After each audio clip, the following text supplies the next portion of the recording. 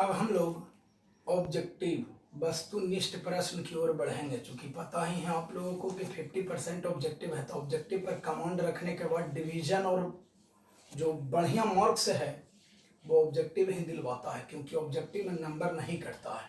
Theory अगर आपका बढ़िया से पढ़ा हुआ है तो समझ जाइए कि ऑब्जेक्टिव में किसी प्रकार का कोई दिक्कत नहीं होगा। तो देखेंगे, समझेंगे जरा। ऑब्जेक्टिव नंबर 1 है, किस दर्पण में केवल आभासी प्रतिबिंब बनेगा। किस दर्पण में केवल आभासी प्रतिबिंब बनेगा। किस दर्पण में केवल आभासी प्रतिबिंब बनेगा। ऑप्शन है ए में समतल, बी में है अवतल, सी में है उत्तल, डी में है समतल तथा उत्तल। तो क्वेश्चन एक बार फिर से देखेंगे, किस दर्पण में केवल और केवल आभासी प्रतिबिंब बनेगा। तो आभासी को हम काल्पनिक भी कह सकते हैं।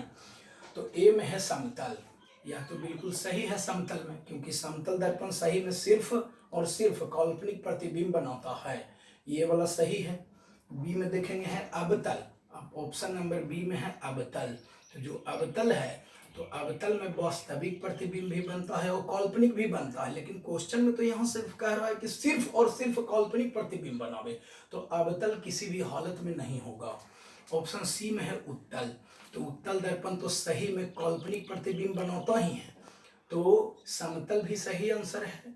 और सी में जो है ऑप्शन उत्तल वह भी बिल्कुल सही है। तो डी में है जो समतल तथा उत्तल दोनों मिला के ऑप्शन दिया हुआ है डी में, तो यही आंसर द बेस्ट आंसर होगा डी, यानी समतल तथा उत्तल दर्पण में सिर्फ और सिर्फ काल्पनिक प्रतिबिंब बनता है। क्वेश्चन नंबर नेक्स्ट, समतल दर्पण में प्रतिबिंब की प्रकृति क्या होती है। समतल दर्पण में प्रतिबिंब की प्रकृति क्या होती है। इसका मतलब हो गया कि कह रहा है कि समतल दर्पण में जो प्रतिबिंब बनता है वो कैसा बनता है, ये बोलना है। तो आंसर होगा आभासी तथा बराबर, या इसको हम काल्पनिक तथा बराबर भी कह सकते हैं। ये तो आप लोग पहले भी पढ़े हैं कि बिना छू करके तीनों दर्पणों की जो पहचान करते हैं, तो औरों में तो है कि काल्पनिक सीधा और वस्तु के बराबर आकार का जो प्रतिबिंब बनेगा वह समतल दर्पण होगा। इसलिए जो आंसर है वह होगा आभासी तथा बराबर। क्वेश्चन नंबर नेक्स्ट, गोलीय दर्पण की फोकस दूरी। गोलीय दर्पण की फोकस दूरी उसकी वक्रता त्रिज्या की। गोलीय दर्पण की फोकस दूरी उसकी वक्रता त्रिज्या की। तो देखिए बताए थे आप लोगों को कि फोकस दूरी को सूचित करते हैं एफ से और वक्रता त्रिज्या को सूचित करते हैं और से। तो ये जो फोकस दूरी होता है वो वक्रता त्रिज्या की आधी होती है, जबकि जो वक्रता त्रिज्या होता है वो फोकस दूरी की दुगनी होती है। तो अगर दोनों को हमको बराबर करना है तो बताए थे कि या तो इसको में 2 से गुना कर दीजिए या इसको आधा कर दीजिए। तो क्वेश्चन फिर से देखेंगे, कह रहा है कि गोलीय दर्पण की फोकस दूरी, चूंकि क्वेश्चन में पहले फोकस दूरी लगा दिया, यानी गोलीय दर्पण की फोकस दूरी उसकी वक्रता त्रिज्या की, तो आंसर होगा आधी होती है। आंसर होगा आधी होती है।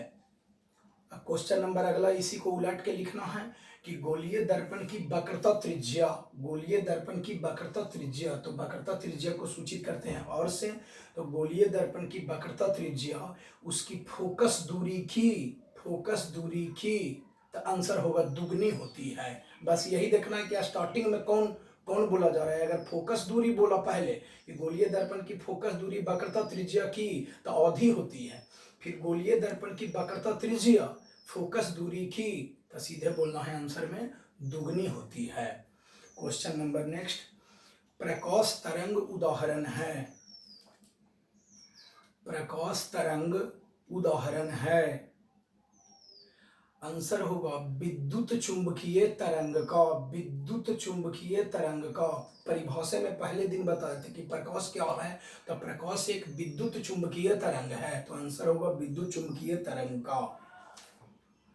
फिर क्वेश्चन नंबर अगला है दर्पण सूत्र है। दर्पण सूत्र है तो इतना मनी तो न्यूमेरिकल पढ़े हैं, तो आंसर होगा 1/v जोड़ 1/u बराबर 1/f।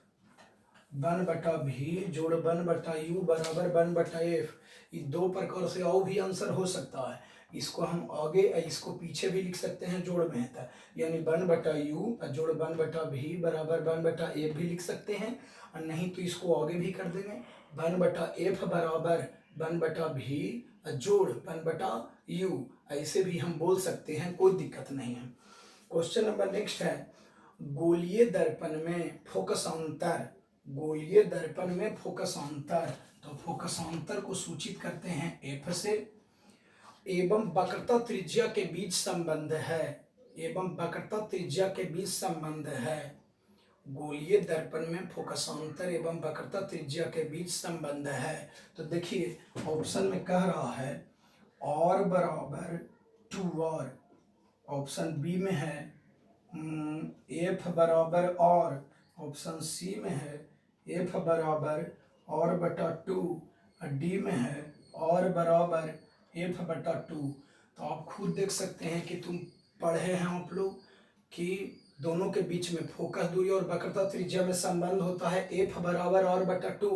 तो घबराना ना है कि बड़की और होता है, ऑप्शन में जब सब में छोटकी और दले है तो छोटकी और पर कैलकुलेट करेंगे, यानी एफ बराबर और बटा 2 यही आंसर हो जाएगा।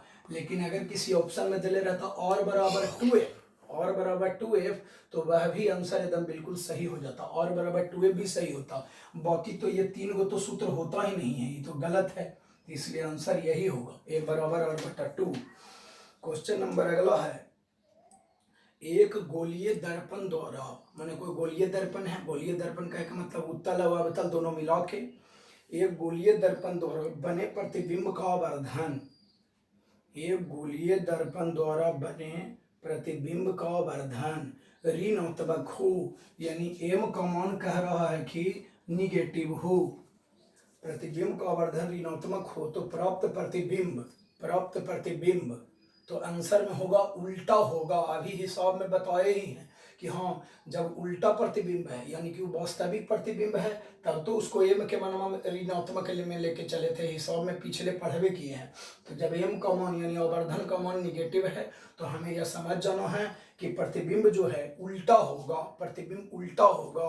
अब इसी को क्वेश्चन उलट के लिख लेना है कि एक गोलीय दर्पण द्वारा, एक गोलीय दर्पण द्वारा बने प्रतिबिंब का आवर्धन धनात्मक हो, धनात्मक हो तो प्राप्त प्रतिबिंब, धनात्मक हो तो प्राप्त प्रतिबिंब यानी कह रहा है यानी कि एम के मान पॉजिटिव होता है क्या होगा, तो आंसर होगा सीधा होगा, कहे कि काल्पनिक प्रतिबिंब हमेशा सीधा होता है, तो इसलिए आंसर होगा सीधा होगा।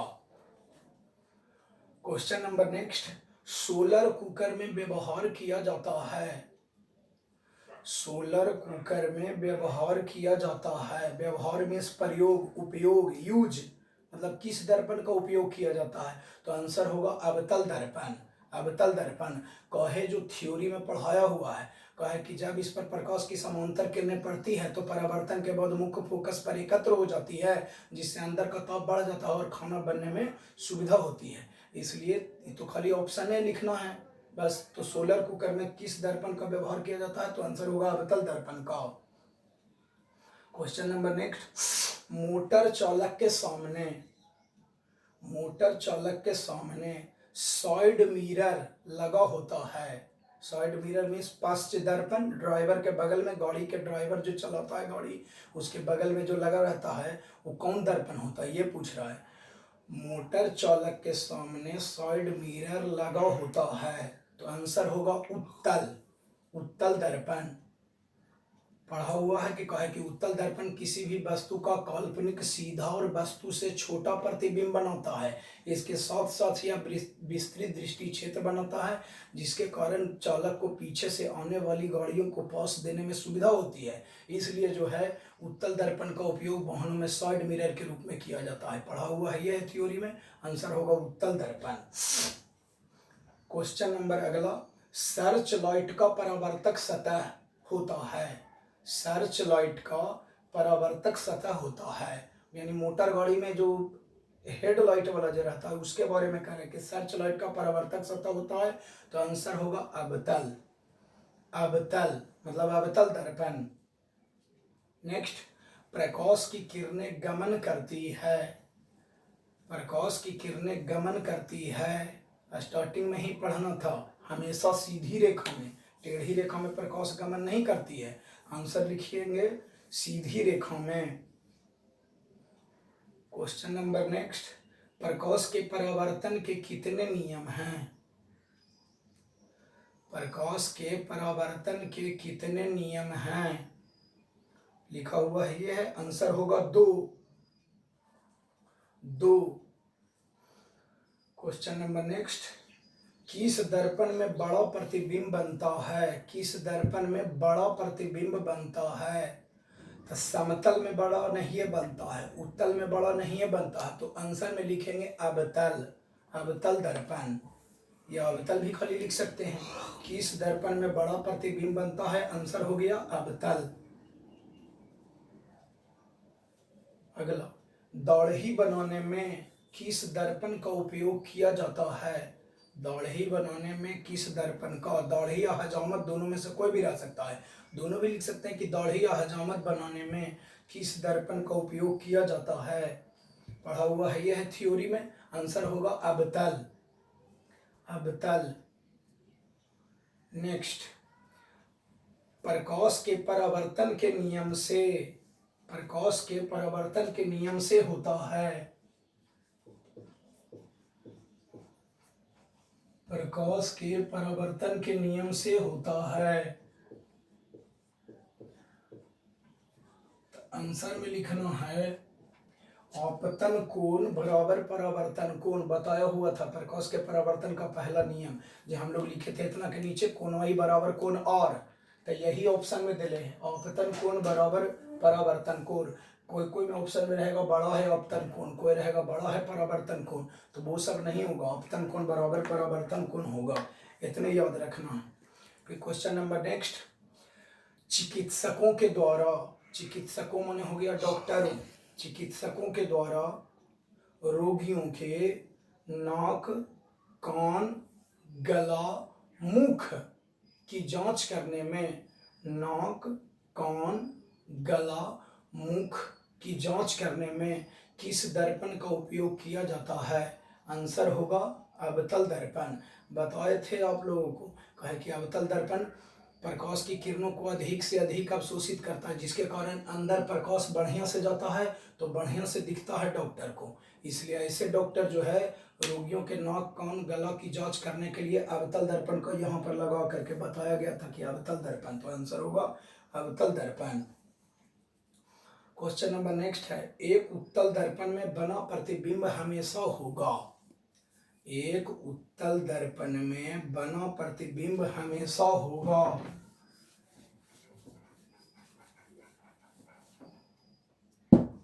एक उत्तल दर्पण में बना प्रतिबिंब हमेशा होगा, आंसर होगा काल्पनिक और हरासित। काल्पनिक मीन्स हो गया तो जानबे करते हैं कि काल्पनिक कहे चाहे आभासी कहे, दोनों एक है। हरासित मीन्स होता है छोटा। सही में उत्तल दर्पण जो है वस्तु का काल्पनिक और छोटा प्रतिबिंब बनाता है, इसलिए आंसर में लिख लेना है काल्पनिक और हरासित। यानी उत्तल दर्पण वस्तु का कैसा प्रतिबिंब बनाता है, तो आंसर होगा काल्पनिक और हरासित। क्वेश्चन नंबर नेक्स्ट है कि ऐसे पदार्थ, ये तो कुछ कहने नहीं, इतना सुनना, ऐसे पदार्थ जिनसे होकर प्रकाश आसानी से पार कर जाता है, ऐसे पदार्थ जिनसे होकर प्रकाश आसानी से पार कर जाता है, उसे क्या कहते हैं? उसे क्या कहते हैं? आंसर में होगा पारदर्शी पदार्थ। पारदर्शी पदार्थ।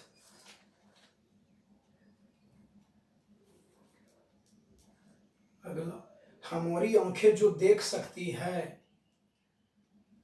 हमारी आंखें जो देख सकती है वे वस्तुएं होती है। हमारी आंखें जो देख सकती है वे वस्तुएं होती है।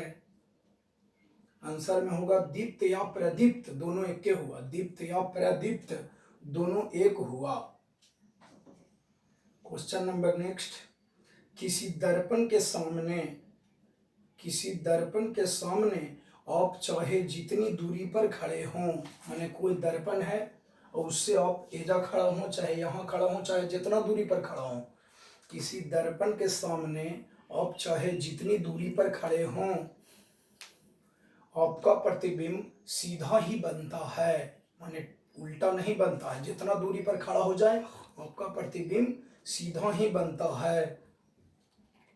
संभवतः दर्पण है, संभवतः दर्पण है, मतलब पूछ रहा है वो कौन सा दर्पण होगा जिससे आप जितना दूरी पर खड़ा हो जाए सीधे प्रतिबिंब बनेगा। तो आंसर होगा समतल या उत्तल। कहे कि समतल और उत्तल यही दोनों जो है हमेशा सीधा प्रतिबिंब बनाता है, अवतल तो उल्टा बना देता है, तो अवतल नहीं होगा, समतल या उत्तल। नेक्स्ट, किसी वस्तु का अवतल दर्पण द्वारा, किसी वस्तु का अवतल दर्पण द्वारा बना प्रतिबिंब, किसी वस्तु का अवतल दर्पण द्वारा बना प्रतिबिंब आभासी, आभासी सीधा तथा वस्तु से बड़ा, आभासी सीधा तथा वस्तु से बड़ा पाया गया, आभासी सीधा तथा वस्तु से बड़ा पाया गया। तो वस्तु की स्थिति कहाँ होनी चाहिए, तो वस्तु की स्थिति कहाँ होनी चाहिए, मतलब वस्तु केजा रहता है तो प्रतिबिंब कैसा बनता है, तो काल्पनिक सीधा और वस्तु से बड़ा। तो याद आ गया होगा किरण और एक के 6 नंबर वाला कि कहाँ रखते हैं वस्तु को। तो आंसर में लिखेंगे दर्पण के ध्रुव तथा मुख्य फोकस के बीच, दर्पण के ध्रुव तथा मुख्य फोकस के बीच। ऐसे ब्रैकेट में फोकस अंतर के बीच भी लिख सकते हैं, कहे कि ध्रुव और मुख्य फोकस के बीच की दूरी को कहते हैं फोकस दूरी या फोकस अंतर, यानी फोकस अंतर के बीच। किस दर्पण द्वारा वास्तविक प्रतिबिंब मिल सकता है, किस दर्पण द्वारा वास्तविक प्रतिबिंब मिल सकता है, तो समतल से वास्तविक थोड़े मिलेगा, उत्तल से भी नहीं मिलेगा, इसलिए आंसर होगा अवतल दर्पण, चाहे अवतल भी खाली लिख सकते हैं, अवतल दर्पण।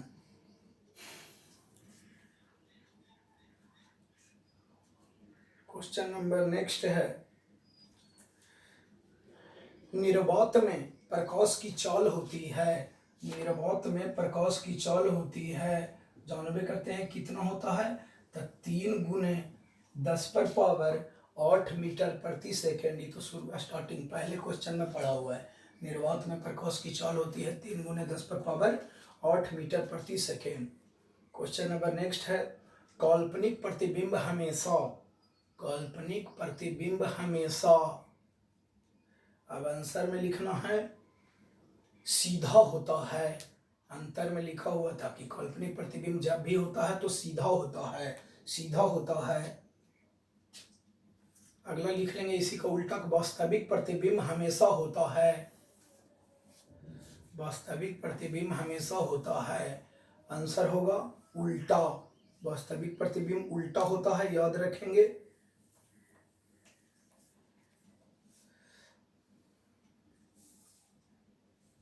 क्वेश्चन नंबर नेक्स्ट,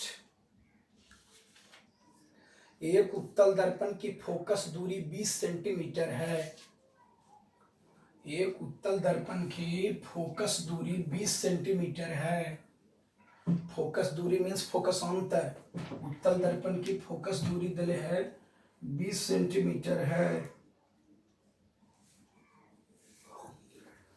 उसकी वक्रता त्रिज्या क्या होगा, उसकी वक्रता त्रिज्या क्या होगा, तो इधर चिन्ह परिपाटी नहीं था, ये तो ए बराबर और बाई 2 से बनेगा। तो देखिए सूत्र जानते हैं, इस सबको तो बनाने का कोई जरूरत नहीं है, एकदम डायरेक्ट आंसर। तो ए बराबर हम जानते हैं कि और बटा 2 होता है, तो तिरछे परछी गुना करके भी बना सकते हैं, ना तो मान को सेट कर दीजिए। ये तो एफ बराबर हो गया 20 बराबर, ये और तो निकालने हैं, तो यानी और बटा 2 तिरछे गुना करेंगे तो और बराबर हो गया बिदुनी 40 सेंटीमीटर। तो आंसर में लिख लीजिए 40 सेंटीमीटर। कैसे आया 40, जो बता दिए यहाँ पर।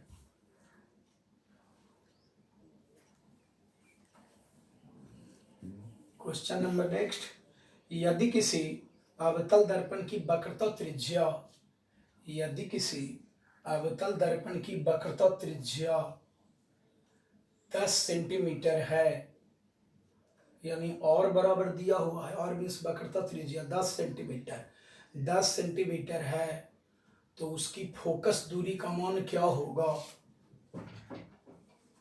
तो उसकी फोकस दूरी का मान क्या होगा? यानी और बराबर दिया हुआ है 10 सेंटीमीटर, कह रहा है फोकस दूरी, यानी ये बराबर क्या होगा? तो बस सीधे बनाने का कोई जरूरत नहीं है, इसी आंसर, यानी एफ बराबर होता है आर बटा 2, यानी हो गया 10 बटा 2 बराबर, आंसर लिख लीजिए। ये तो रफ हमें बनाना है और देखेंगे कि किस ऑप्शन में प्लस में है, बस मतलब किस ऑप्शन में ये 5 सेंटीमीटर है, वही आंसर आपका हो गया 5 centimetre. Question number next, question number next, किस प्रकार के प्रतिबिंब को पर्दे पर उतारा जा सकता है? किस प्रकार के प्रतिबिंब को पर्दे पर उतारा जा सकता है? किस प्रकार के प्रतिबिंब को पर्दे पर उतारा जा सकता है? तो आंसर होगा वास्तविक प्रतिबिंब। अंतर में पढ़ा हुआ था कि वास्तविक प्रतिबिंब को पर्दे पर उतारा जा सकता है, वास्तविक प्रतिबिंब। क्वेश्चन नंबर नेक्स्ट, अवतल दर्पण में जब कोई वस्तु, अवतल दर्पण में जब कोई वस्तु अनंत पर हो, अवतल दर्पण में जब कोई वस्तु अनंत पर हो, तो उसका प्रतिबिंब कहाँ बनेगा? तो उसका प्रतिबिंब कहाँ बनेगा? आंसर होगा मुख्य फोकस पर, आंसर होगा मुख्य फोकस पर। क्वेश्चन नंबर नेक्स्ट, अवतल दर्पण में जब कोई वस्तु, अवतल दर्पण में जब कोई वस्तु वक्रता केंद्र पर स्थित हो, वक्रता केंद्र पर स्थित हो, तो उसका प्रतिबिंब कहाँ बनेगा? तो उसका प्रतिबिंब कहाँ बनेगा? आंसर होगा वक्रता केंद्र पर। कहे कि पता है ये है कि वक्रता केंद्र पर रखते हैं तो वक्रता केंद्र पर बनता है, आंसर होगा वक्रता केंद्र पर। अगला लिखेंगे, लास्ट है, अवतल दर्पण से किसी वस्तु का, अवतल दर्पण से किसी वस्तु का, अवतल दर्पण से किसी वस्तु का बराबर आकार का प्रतिबिंब, बराबर आकार का प्रतिबिंब प्राप्त करने के लिए, बराबर आकार का प्रतिबिंब प्राप्त करने के लिए उसे कहाँ रखेंगे? उसे कहाँ रखेंगे? आंसर में होगा वक्रता केंद्र पर, वक्रता केंद्र पर। कहे की स्थिति आप लोगों को पता है कि जब वस्तु को अवतल दर्पण में रखते हैं वक्रता केंद्र पर, तो उसका प्रतिबिंब भी वक्रता केंद्र पर बनता है। कैसा बनेगा? तब वास्तविक उल्टा तथा वस्तु के आकार के बिल्कुल बराबर। इसलिए यदि किसी वस्तु को बराबर आकार का प्रतिबिंब प्राप्त करना है तो उसे रखेंगे अवतल दर्पण के वक्रता केंद्र पर। आंसर हो गया वक्रता केंद्र पर। अब आपका जो ये चैप्टर है वह चैप्टर नंबर 1 खत्म हो गया। मेन में जो ऑब्जेक्टिव है आपको 15-20 लिखा दिए हैं, उस सब किताब आप देखिएगा। तो आपके पास कोई भी किताब रहे, बाद में गेस्ट पेपर ऑब्जेक्टिव वाला लीजिएगा, सब एकदम मिल जाएगा। इसके लिए एकदम बेफिक्र रहें। आपका फिजिक्स का चैप्टर नंबर 1 समाप्त हो गया और आपको हम कल से कौन सा सब्जेक्ट होगा वो हम ग्रुप में मैसेज कर देंगे, देख लेंगे सब अच्छे से। बस।